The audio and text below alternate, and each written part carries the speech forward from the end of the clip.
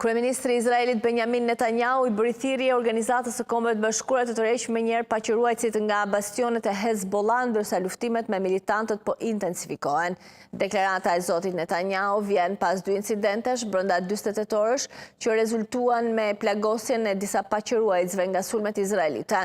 Ushtria izraelite publikoi ndërkohë të dielën një video ku shfaqej një tunel i Hezbollah pajisur me armatime dhe furnizime për një periudhë të gjatë. Sipas zëdhënësit të ushtrisë izraelite në Libanin Jugor u zbulua një kompleks nëntoksor në një thellësi prej rreth 7 metrash dhe një hapësirë rreth 50 metra ku strehoi një terrorist i Hezbollah së bashku me armatime dhe pajisje për një qëndrim afatgjat.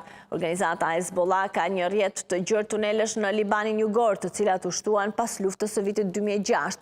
Izraeli vlerëson se tunelet shtrihen në disa qindra kilometra, ndërkohë kryeministri Benjamin Netanyahu i bëri thirrje OKB-s të dielën të evakuojë menjëherë paqëruesit nga zonat e luftimeve në Liban. Ne nuk po luftojmë popullin libanez, ne po luftojmë degën e terrorit iranian Hezbollah që ka marrë Libanin nën kontroll.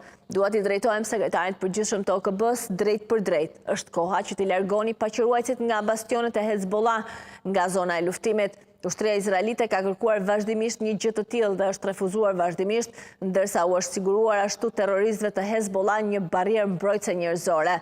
Refuzimi juaj për të evakuar paqëruesit i bën ata pengje në duart e Hezbollah.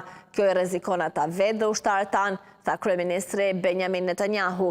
Ushtria izraelite konfirmoi se 2 paqërues të OKB-s u plagosën nga një sulm izraelit pranë kullës së tyre në vrojtim në Libanin Jugor të premten, ndërsa shpërtimet tronditën bazën kryesore të paqëruesve në këtë zonë për herë të dytë brenda 48 orëve. Forcat izraelite luftonin me militantët e Hezbollah. Ushtria izraelite tha se paqëruesit ishin paralajmëruar disa orë më parë për të futur në vend strehime. Kombet e Bashkuara thanë se 2 paqëruesit e plagosur janë nga Sri Lanka.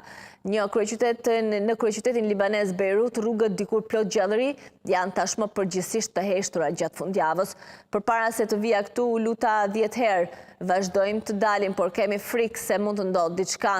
Sidoqoftë, nuk e kemi ne situatën në dorë, është sigurisht e frikshme, por asnjë prej nesh nuk ka asgjë në dorë, thot një banore 20 vjeçare e Beirutit. Edhe shoqja e saj thot se kanë nevojë për një ndryshim të atmosferës pas frikës që përjetojnë se çfarë mund të ndodhë në shtëpitë e tyre.